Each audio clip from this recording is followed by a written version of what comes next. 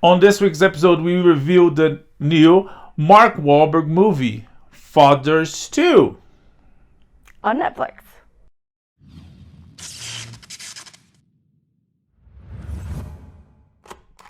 So, we just watched a great new film on Netflix called Father Stu. This is based on a true story and stars Mark Wahlberg in the title role.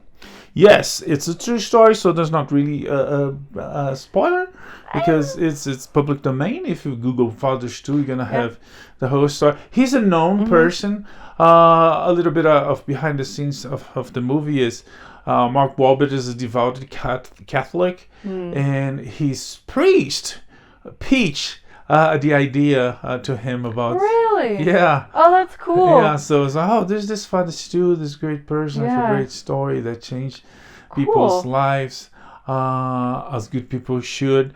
You should try to tell his story. Yeah. And Mark Wahlberg researched the story, knew the story, learned the story, and start pitching to Hollywood, to the industry. Mm-hmm.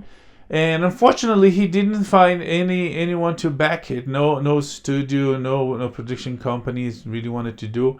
And then he, like Thanos, and he was like, "Fine, I'll do it myself."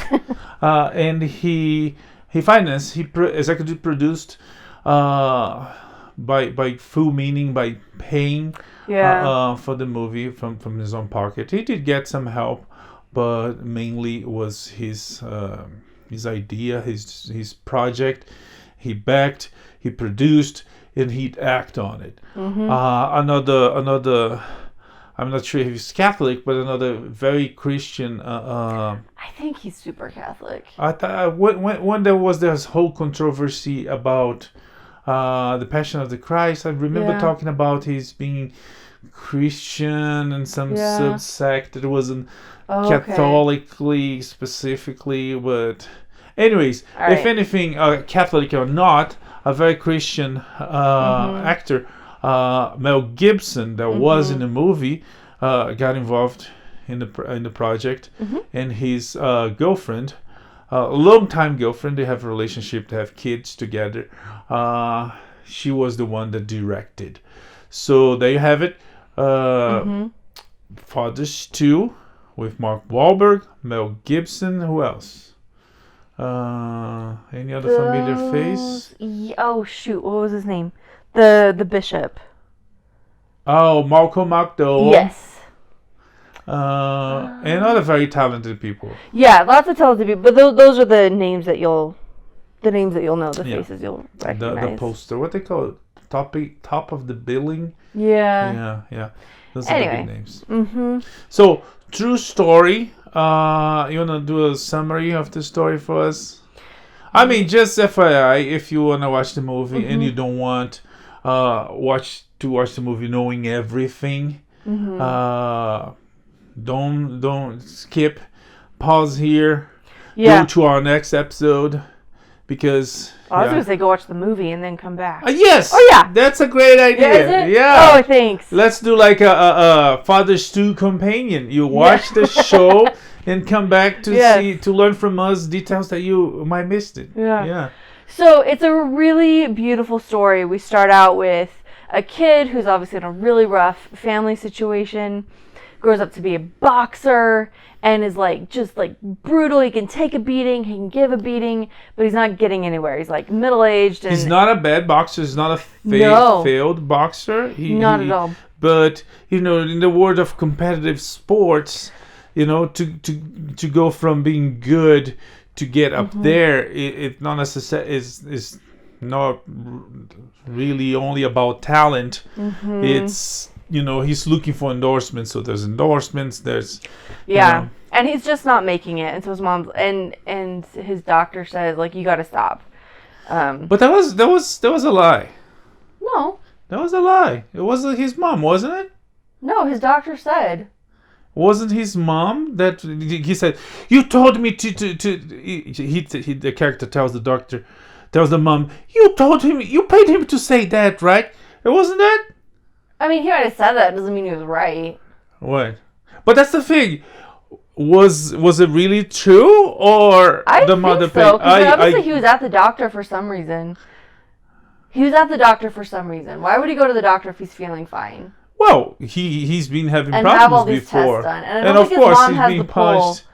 His mom doesn't really seem like the kind of person, like, really, like, poor family. Does know in the story, in the story, what happened to him. I thought that was the moment that would be the revelation about it, and it wasn't. So that's why I thought it was. Yeah. No, I don't think it was fake. So he did stop because. Yeah, so he stops boxing and decides he's going to try to make it in Hollywood. His mom's like, oh my gosh, this is never going to work. So he goes to Hollywood, he gets himself a hotel room, and gets a job at a grocery store, and is trying to network and everything. Very charming butcher. Is that what we call it, right? Butcher? Yeah, he's working behind the meat counter, and is he charming or is he pushy? There's a fine line that divides charm Yeah, well, and he's push. definitely not charming his way into the film industry, but one day a girl walks in. She doesn't even come up to the meat counter. She's like far away. He's supposed to be helping this one guy. This one guy literally disappears, and he's just like, "Hey, can I take your dinner? Who are you?" And she's like, "Dude, leave me alone."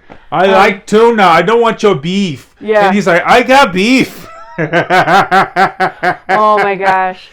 But he figures that, anyway, he follows her to her church, to her Catholic church. And at first he's really only interested in her, but he's so interested in her, he starts getting really invested in the church. And she's like, I'm only going to marry a Catholic. He's like, great, I'll become a Catholic. But he's also got a lot of really sincere questions about God. And as things go, like, he's really getting into it. And then another crisis happens, and he's in a horrible motorcycle accident. And as he's lying there on the street, like, bleeding, dying, the Holy Mother comes to him. And this, for me, was a point in the movie that really surprised me. Like, to just be so overt about, like, taking someone's spirituality seriously and showing this vision, like, as something, like, that literally happened. This is not something that I expected to see in a mainstream film at all. And that's some of the things that I really liked about this movie. Mm-hmm. It's borderline a Christian film. Not saying that Christian films are bad, but how a lot of them aren't great. They beat hard. Mm-hmm. You know how we criticize woke movies because they beat hard on their agendas.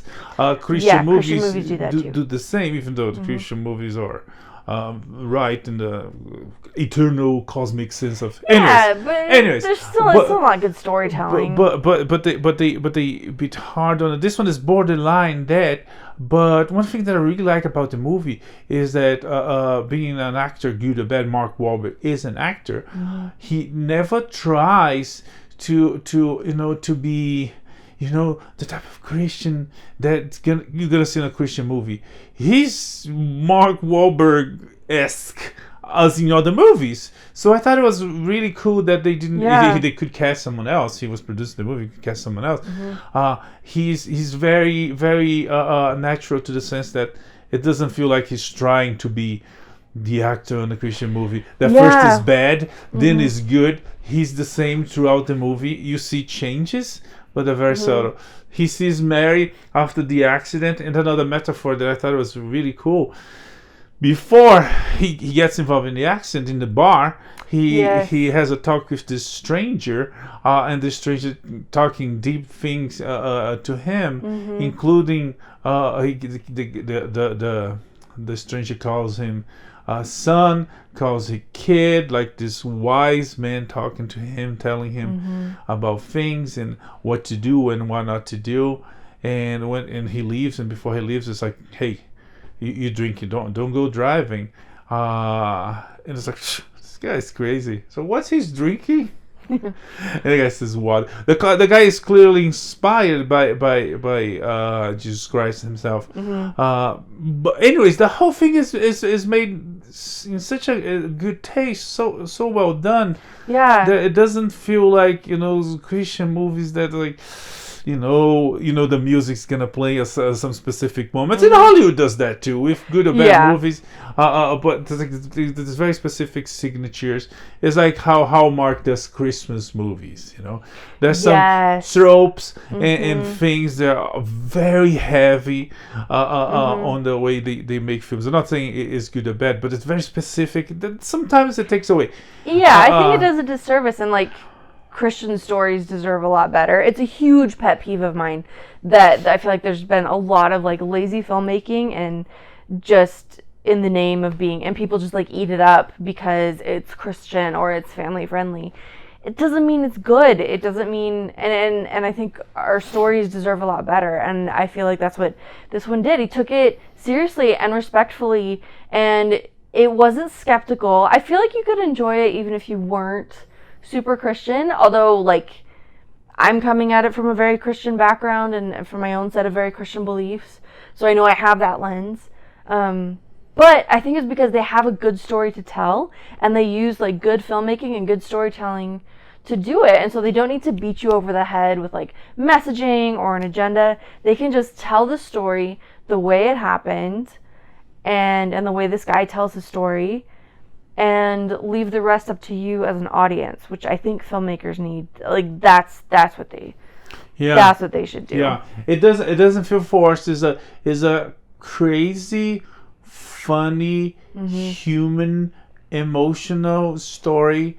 and they try to tell the story. They don't try to preach to you at any moment. Yeah, you can draw whatever conclusions you want from this. Yeah. They're not forcing any religion or any agenda. They here to tell this story about this guy, as the name of the movie is, and it's so crazy that sounds unbelievable. I'm not even talking about the religious part, seeing Jesus or seeing Mary on the street. The things that this guy does, especially after his accident, is the things like.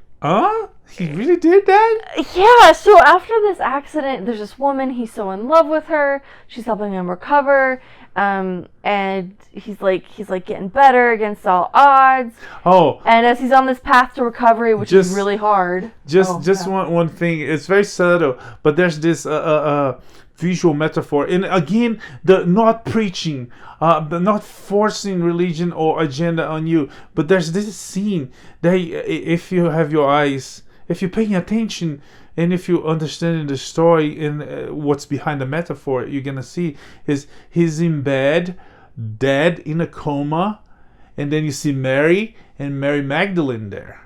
Yes, oh my gosh. Yeah. And it's beautiful. Oh yeah. And it's kind of like talk about Christ. Christ would tell stories, would tell parables. Is that what I say in English, right? Yes. He would tell parables with like great meaning, great importance, but with simple stuff, with simple stories. Yeah. And that's how you tell a story. You make a movie and you telling great things, but you're not necessarily showing those great things. You're using metaphors, using symbolism and allegories.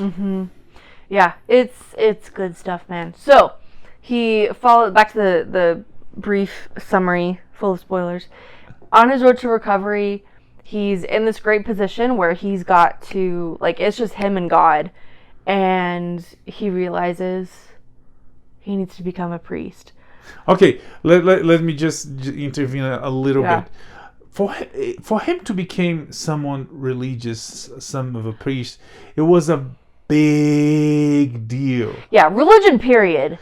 Because he lost a brother when he was young, very young, a little kid. Yeah. And that destroyed his family. His father left, his mother's alone.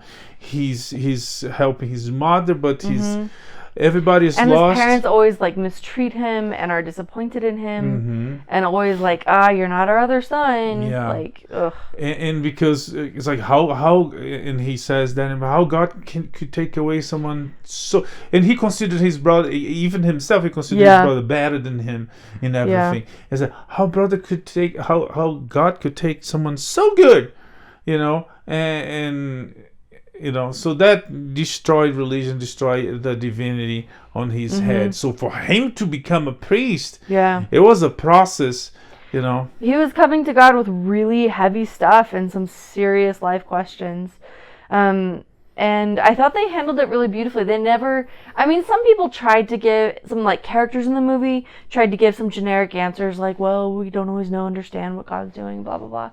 But we really just see how his faith transforms him, and without trying to give like any kind of grand overarching answer to the tragedies of his life, which I thought was very well done. So he's on this journey to become a priest, and he has to he sends a stack of cash and then an IOU with his application to the bishop, and the bishop's like, no. And so then he goes to the bishop and says, yes, and the bishop's like, okay, fine. And comes the argument and the charm of that was natural of him. He charms his way in and becomes gets into school, and he's still very much him, still very rough around the edges, lots of swear words, very uncouth in a lot of ways, but now all of that is now also, we see it filled with love and with faith and with really trying to do good things and share good things. And so it's really beautiful. He's still very much him, but you can also see how he's changed from this angry, scared, sad person from the beginning of the film. And then he's playing basketball and it all falls apart. Yeah, he falls. He keeps complaining for a while that he's out of shape. And there's another curiosity about the movie is Mark Wahlberg as an action hero that we know from him from so many other things. Yeah. He's always on this strict diet to be fit, and he shows himself fit in the beginning of the movie when he's fighting box. And he gained a lot of weight. There's makeup, of course, but he gained a lot of weight for the role. So the character is gaining weight. The character is he still plays basketball. He teaches a friend about basketball, and there's this interaction with other priest candidates, what's it called? Seminarians. But when they playing, he falls. And it turns out that he's sick. He's really sick. Yeah, he goes to the doctor. The doctor diagnosed him with a rare disease. There's some sort of muscle atrophy that's gonna take over his entire body. And yep. And so then the diocese says, we can't, you're not going to be able to perform your priestly duties. So we can't endorse you to become a priest. Yeah. So now here's his huge crisis of faith. God set him on this path. God told him to be a priest. He was doing everything right. He'd sacrificed. He'd worked for this. Why was God taking it away? Yeah. But he doesn't faint away from his goal, from he's stubborn, he's hard-headed, and everything he does. Yeah. And he brings that to his priest, to his religion life, and he's like, nope, I'm gonna stay here and I'm gonna not move. So that brings his father back to closer to him, and that happens. Gibson. Yeah, and that happens throughout the movie. The father gets he approaches the father first in a very wrong way. He tried to steal his father's car. But then as he changes, the approach changes, and his decisions, his way of seeing life and do things changes his life, but changes the life of his family. He basically bring his family back together. He changes the life of the community, not only his seminarians, friends, but the church in some ways, but in the community, his actual community, local community. But yeah, so his father brings him back home. His family take care of him, and eventually this huge community that he's built at the church, all these people that love him and care about him, including the bishop who was so skeptical at first, convinced the diocese to allow him to be ordained. as a priest. And he's ordained. Back in Montana. Most of the movie takes part in California. As he moves to be a movie star, he goes back to Montana. All these people come from California to help him achieve this. So he does become a priest, but his situation is getting so bad that he has to move into a special care home, or a special facility that takes care of people. And but he receives a lot of people. Everybody wants to see him. He does. We see like lines out the door. He's got a confessional in there, so he's doing everything that a priest needs to do. He's taking confession and helping people, access grace. We see him, I think, baptizing babies and all this stuff from his room there. And it's just like, it was such a beautiful story of like faith and perseverance and like the transformative power of faith and like it's a really beautiful story. He remained faithful until I think he died at 50, right? I don't remember the age, but yeah. Yeah. This on the credits it shows he remained faithful. Show pictures of the real character, and you see how it was well done. It was like he was a good-looking kid, and then a good-looking man, a boxer, tried to become an actor, and then pictures of his life with his companions becoming a priest. Finally, his last pictures as a priest, and very beautiful story. Very, I don't know how Mark Wahlberg's priest knew about it. I don't know if he became some sort of internet. I bet he's some kind of celebrity among internet phenomenon. Priestly circles. But it looks like there was way before that. There's like some old footage of him. It looks like videotapes. Yeah, this is all like 90s maybe. Yeah, but it definitely among the Catholic community, it become a story of success, a story of an example to be followed. Off camera on the IMDb page, it says that he went to and that I don't know how to pronounce it. Lourdes. Oh, Lourdes. Lourdes. Oh, that's a good one. He went to Lourdes. Lourdes. He went to Lourdes, looking for healing. Faith. Yes. And he was one thing about the character. In the movie, as it was portrayed, and I assume it was faithful. He was very, very literal. I said, there's God. God wants me to do that. I'll do that. I said, I like you. And she's like, yeah, but you have to be Catholic. No problem. I'll become Catholic. Yeah. And I'm gonna become a priest. Okay, let's send money to the priest. Very literal. Anyways, I don't know if later in life he was the same, but he wanted to go to Lourdes. Lourdes, I think. Oh, it's French, so no S, right? Lourdes. Well, like in English, and it's also like it's a proper noun. Yeah, Lourdes is Portugal. No, that's it's in French. Fatima is Portugal, right? So he went there looking for healing, but instead he said he found a lot of peace. It's a beautiful place, and Lourdes it's like a cave, like a grotto, and so there's processions every night, like with people. Everyone's carrying candles, where kids, and they go down into the cave. So the holy Mother, yes. Mother, okay. Yeah, Fatima was a similar. But it's a really beautiful place, and just the symbolism, like the light and the cave. It definitely became a Catholic pilgrimage spot. It's a big one. Yeah. So, what else?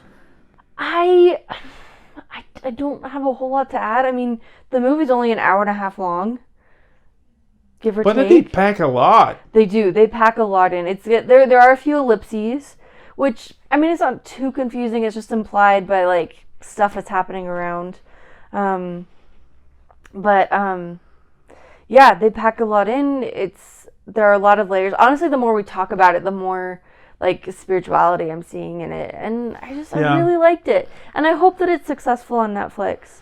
Yeah. And that they can prove like there's an audience for this kind of like higher quality religious storytelling, because it's a human story.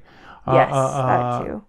And especially through struggle. And one thing that he says is that through pain, through struggle, approaches us from to the divine to Christ and God. Yeah. Because our human flesh, physical body, we tend to forget. But through pain, especially when overcoming pain with help of the divinity, we my approach is to that. And Saul, then Paul talks about that too, very clear in the one of the epistles. Yeah, I mean, it's really the journey of Christianity to like your faith leads you to become a better person, lets you like persevere with hope through life's difficulties, and then ultimately to be a force for good in the world. Yeah. And he embodied that in this like spectacular way. So Father Stu, Netflix, so good. And it's fun. It's the movie is even though there's tragedy and there's deep moments, there's a lot of funny moments, a lot of light moments. So funny. Because again, is a human story. Mm-hmm. But yeah, the movie had a theater run. We unfortunately couldn't make it because it didn't make it to our local theater. But we finally saw on Netflix. It's good. We recommend. It's not. Is probably R, right? I think there were enough F-bombs to reach the R mark. Yeah.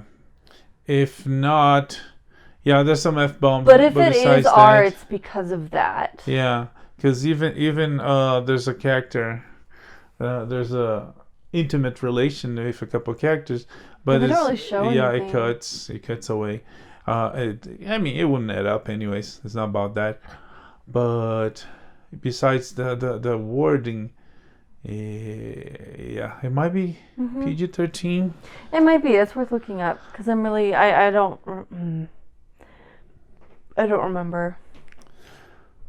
But honestly, this is one I definitely recommend to... It's R. Yeah, it's okay. R. Yeah. If it's so that would basically be because of the F-bombs. Yeah, and that's the thing about being a religious, not a Christian movie, but a Christian movie. Yeah. It's like you would never see a Christian movie being R. Yeah, and sometimes it can be like that's to the detriment. There's just one that's really popular in our church. It was made in like the 80s, maybe the 70s. What is it? And there are these Saturday's Warrior. Oh, and there's this awful a musical. Scene. Oh my gosh, it's so bad. But there's a scene where these kids are like, they're supposed to be bad. But because it's made for this particular audience, they can't really do anything bad. The worst they do, they wear sleeveless shirts, they're drinking Coke. And they're like, oh man, your mom's so lame because she has a bunch of kids. You should be cool like us and not have kids. And it's like, it's just, it's horrible. It's horrible. Like this. Yeah. And other Christian movies too, showing bad people, it's like, you're not going to show them as bad as in reality they might have been. You don't need to be graphic, but like... not graphic, but the language, There's some people that are bad before they found the light. They were living in darkness. And also human beings just use rough words. Yeah. In this case, the language is so poignant that even when he's like becoming very religious, even when he's a priest, there's an interaction between him and the doctor. Yeah. And he says, the doctor says, one of the symptoms of your disease, you're gonna have erectile dysfunction. No, he says that's the last thing to go. Oh, the last thing to go. Yeah, erectile function is the last thing to go. And so you got that going for you. Yeah, and he's like, I'm a effing priest, man. Yeah. So, yeah, and it fit the moment. Yeah. Anyways, Father Stu, starring Mark Wahlberg, Mel Gibson, and Malcolm McDowell, and many others, is available on Netflix. So it's a good life story to watch and learn about this person that made a difference in the world, even his small part of the world. Anything else? I think that's it. That's all I got. Yeah, okay. I guess that's it for this week. We come back next week with more pop culture news, reviews, hints, tips, speculations, rumors, criticism, considerations, wandering Asians. What's the wondering? Speculate. No. That's what I would say. No. I know. I don't. It can change the. I know. On any word. You're the master of tongues, not me. Wonderments. Wonderments. Wanderings. Yeah, go with that. Well, that's a false use of gerund form. Anyways, I'm not gonna teach English to you guys, but we'll be back next week with definitely more. We don't know what, but we don't win. The same bad channel. So like, share, tell your friends. May the force be with you. Live long and prosper. Bye. Bye.